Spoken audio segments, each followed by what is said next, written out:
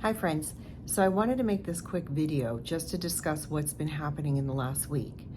I do intend on addressing the IHOPKC report that came out. In fact, I received it on Monday night. I have it here. I've been going through it and I want to go through it and have my thoughts together before I make a video. So, as you all know, what's been going on this week in regard to the exposure with the son of Gary and Daystar Keesees, Tom Keesee, who's been accused of SA. And one of the victims is his sister, Kirsten McKinney. And as you know, on February 1st, 2025, she posted a post on Facebook talking about remaining silent. But due to recent developments, she was sharing her experience. And then that progressed into the all the calls that people made to the Attorney General, David Yost, in Ohio, because apparently he was refusing to have his office investigate. Now, I don't know what the setup is in Ohio, but you know, all of these agencies, the police are separate from the prosecutor and the police are separate from the judges.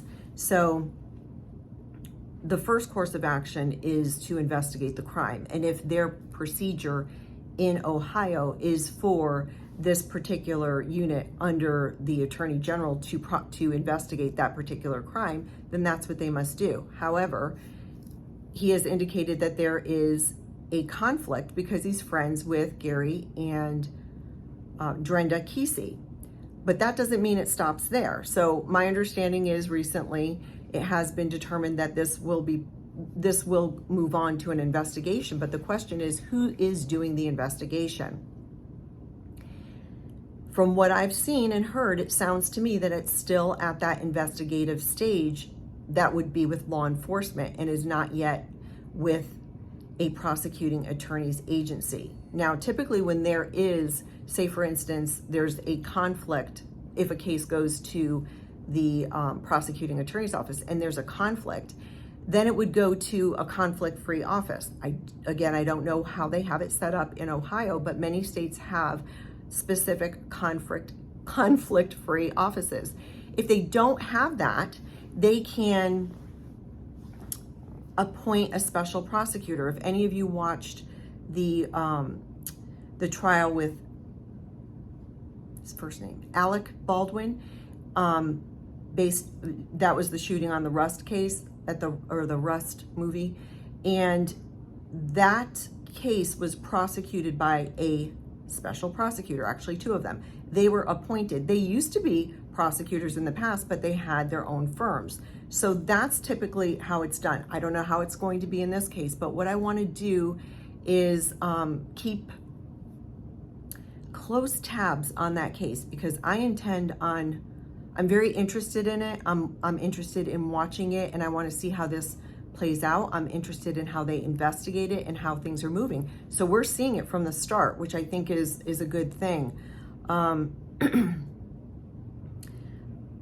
things that I know is that Tom, the son, who is the accused, that he worked at the church and that he stepped down, separated in August, which is very interesting because I know the father made a statement, and I don't know when, I'm thinking it's pretty recently, saying that there is nobody that is currently employed at the church that is under investigation or accused of or suspected of SA. Well, I thought that was a choice word if he used currently, because obviously his son no longer works there.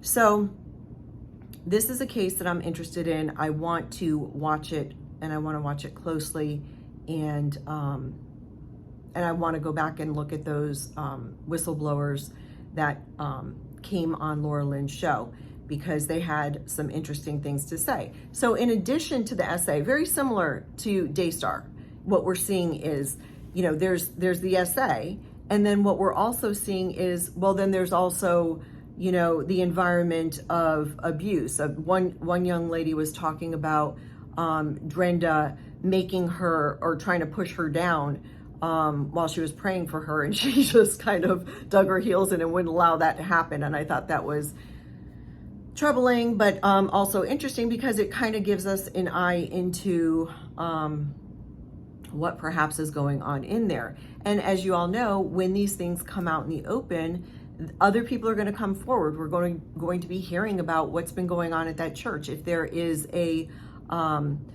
just that environment of cover-up like we saw at IHOP. So I started out by talking about IHOP. I just want to address that really quickly. Not only did the report come out, but also Julie Roys had two separate videos where she interviewed Jane Doe number one, who we all know is Deborah. And so, it was really interesting that when she was talking about, obviously first telling her husband, but then outside of her family, when she reported what happened and made that disclosure of what happened to her years ago by Mike Bickle, she contacted Alan Hood. And you know what? His response is the absolute appropriate response that we should expect from a ministry leader, from a pastor. Deborah described him as having to pull over because he was driving when she told him, and he started wailing and weeping. That is the appropriate response. And it is so severely contrasted by when we get into the IHOP, and I'm sure many of you have already heard about it. Many of the IHOP ELT leaders, when they heard about the allegations, I mean, they were just, they didn't really have any empathy for the victims, didn't believe her, but so not even close to what Alan had.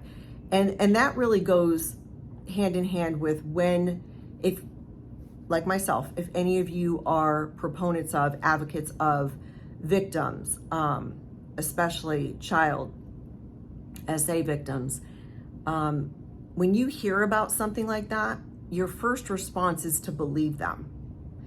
You know, everybody, because all of this is out in the open, you may have researched the statistics. The statistics are very high as far as the accuracy or the legitimacy or the truth of the allegation. It's a very small percentage that is contrived, and it's not going to be with younger children. That we don't typically see that. If it is contrived, then it's going to be with adults.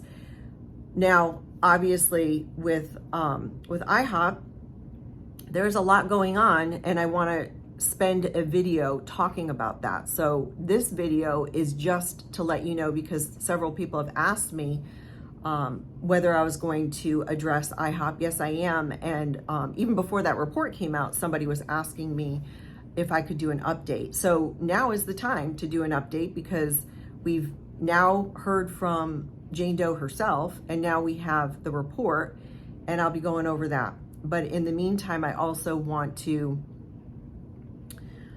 just pray about and just prepare for additional videos in regard to the Keesee situation and that church there. And I anticipate that more people are going to come forward. And please, if any of you know or have an update in regard to that, such as where we are with the investigation, because from what I've learned or what I've seen so far, I didn't see that they have identified a particular agency that's going to do the investigation. So feel free to comment and let me know if that's something that you know. So I look forward to the next video, and I will see you then.